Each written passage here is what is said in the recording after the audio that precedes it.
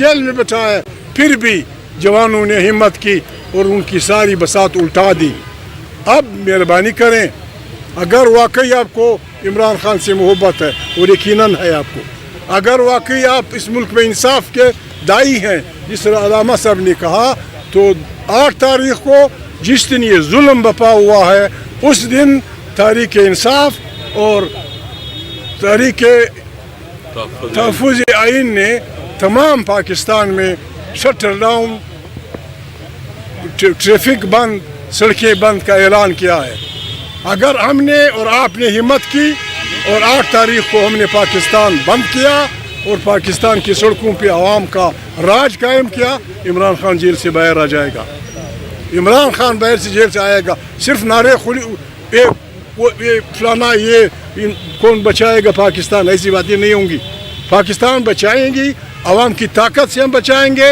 Imran jail से निकलेगा तो आवाम की ताकत से निकलेगा।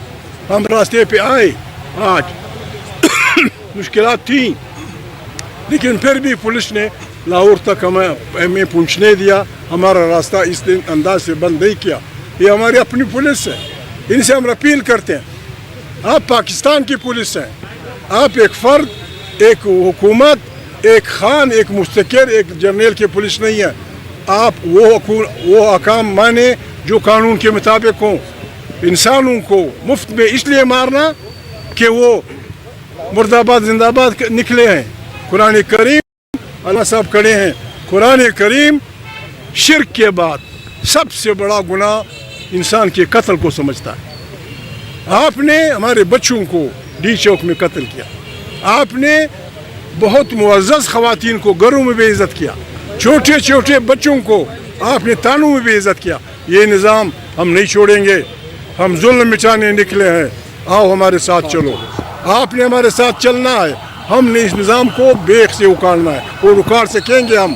बात यह है, ना हमें शहबाज से दुश्मनी है, न किसी जरदारी से दुश्मनी है, लेकिन हर उस फ़र्द के, हर उस इदारे के, हर उस पार्टी के हम मुखालिफ हैं जो पाकिस्तान के आइन से खिलवाड़ करता है। जो पाकिस्तान के आइन को, बदकिस्मती की बात यह है 26वीं और 27वीं तरमीम में उन पार्टियों ने आइन को बिगाड़ा जो कभी कहते थे कि वोट को इज़्ज़त दो, जो कभी कहते थे और गरीबों के लिए रोटी कपड़ा और मकान। जवान मुल्क छोड़ रहे हैं, इसका वाहिद इलाज ये है कि हमने इस जुल्म के निज़ाम के ख़िलाफ़ खड़ा होना।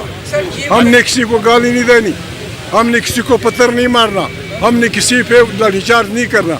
और अगर खुदा न खास्ता, देखिए हमारे पुलिस वालों, अमेरिका जैसे मुल्क में जिसको आप काफिर समझते हैं, जिसको आप पता नहीं क्या क्या समझते हैं, एक सियाफाम आदमी के कत्ल पे करोड़ों लोग सड़कों पे आ गए। एक सियाफाम आदमी जिसको पुलिस ने गलत तौर पे मारा था, करोड़ों लोग निकल आए। जिंदगी की कोई अहमियत नहीं, बच्चों की इज्जत की कोई अहमियत नहीं, लोगों की बाअस्मत ख़वातीन की कोई इज्जत नहीं।